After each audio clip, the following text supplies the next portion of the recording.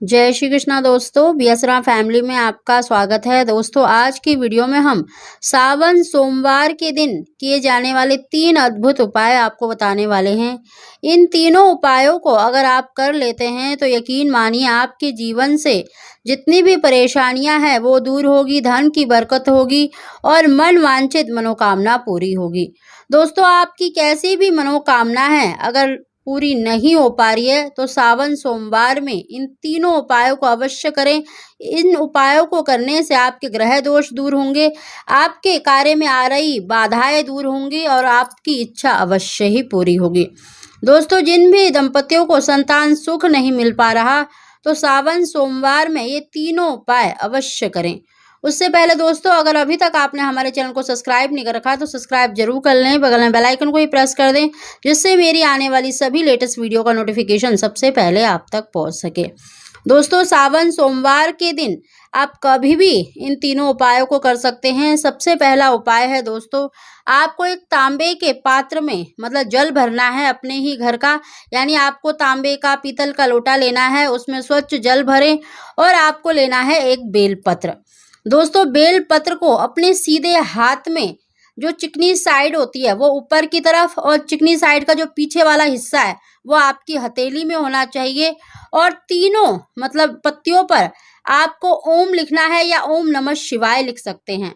दोस्तों, उस बेलपत्र के ऊपर वो जो आपने लोटा भरा है पानी का, जल का, उसको रखना है और उसको रखकर अपने पूरे घर में जितने भी कमरे हैं, बाथरूम को छोड़कर जितने भी कमरे हैं, सब में घूमते हुए ओम नमः शिवाय का जाप करें या श्री शिवाय नमस्तुभ्यम का जाप करते हुए आपको पूरे घर में उस लोटे को घुमा लेना है और आपके घर के पास जो सबसे पास में जो शिव मंदिर है वहां जाना है। साथ ही दोस्तों, आपको एक कटोरी में 2 केले काट कर ले जाने हैं, उसमें शहद आपको डाल लेना है और आपको भोग के लिए ये मतलब केले भी अवश्य लेकर जाने हैं या फिर आप 2 केले साबुत मतलब जो डंठल जिनकी जुड़ी हुई होती है वो साबुत आपको मतलब ले जाने हैं या काट कर ले जा सकते हैं शहद डालकर, या फिर आपको मतलब 2 केले ऐसे ही लेकर जाने हैं। साथ ही आपको एक कटोरी, खाली कटोरी भी लेकर जानी है।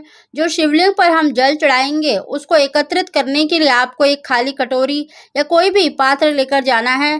दोस्तों, अपने घर के पास के जो शिव मंदिर है वहां पर जाएं और श्री शिवाय नमस्तुभ्यम का जाप करते हुए या ओम नमः शिवाय का जाप करते हुए आपको शिवलिंग पर मतलब अपनी मनोकामना बोलते हुए और ओम नमः शिवाय का जाप करते हुए आपको वो जल चढ़ा देना है और जलधारी की तरफ उस कटोरी को रख देना है। जो खाली कटोरी आप लेके गए हैं उस जल को एकत्रित कर लेना है और आपके हाथ में जो बेल पत्र है जो चिकनी साइड वाला ऊपर है उस साइड से आपको शिवलिंग पर मतलब चढ़ा देना है, यानी शिवलिंग पर चिकनी साइड आ जाएगी और अपनी मतलब स्पर्श करते हुए ही आपको अपनी मनोकामना बोलनी है।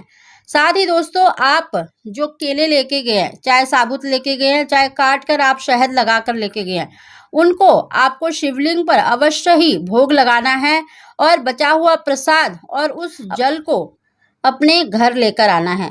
दोस्तों, जो जल मतलब आपने एकत्रित किया है कटोरी में उसको अपने हाथ में लें और भगवान शंकर से प्रार्थना करें कि हे प्रभु, आप हमारी मनोकामना जल्दी शीघ्र पूरी करें। इस तरह से प्रार्थना करके आप अपने घर लेकर आए। उस जल को अपने मतलब अपने ऊपर भी अवश्य छिड़के, घर परिवार में जितने भी सदस्य हैं उनके ऊपर छिड़कना है और जितने भी आपके घर के कमरे हैं उनमें भी अवश्य ही छिड़कना है। दोस्तों, आपके घर परिवार की किसी भी सदस्य की अगर कोई परेशानी चल रही है तो वो दूर होगी और उनकी मनोकामना भी पूरी होगी।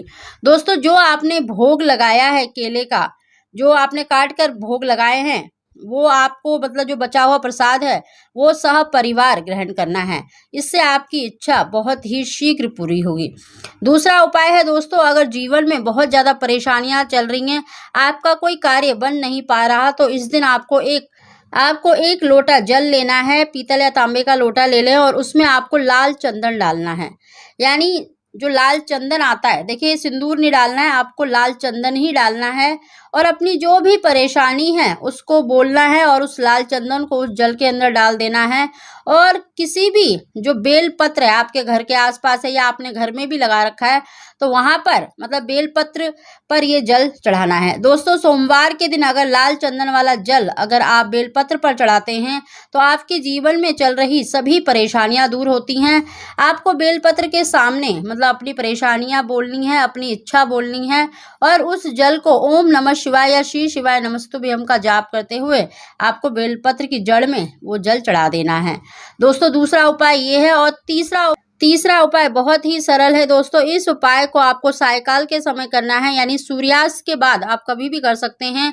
आपको एक दीपक तैयार करना है, घी का दीपक लेना है और आपको थोड़े से काले तिल डालने हैं। दोस्तों इस दीपक को आप मंदिर की चौखट पर भी जला सकते हैं, शिवालय के पास भी जला सकते हैं, भगवान शंकर और माता पार्वती के सामने भी जला सकते हैं, ये वो आपकी इच्छा है। लेकिन आपको मतलब शिव मंदिर में ही ये दीपक प्रज्वलित करना है।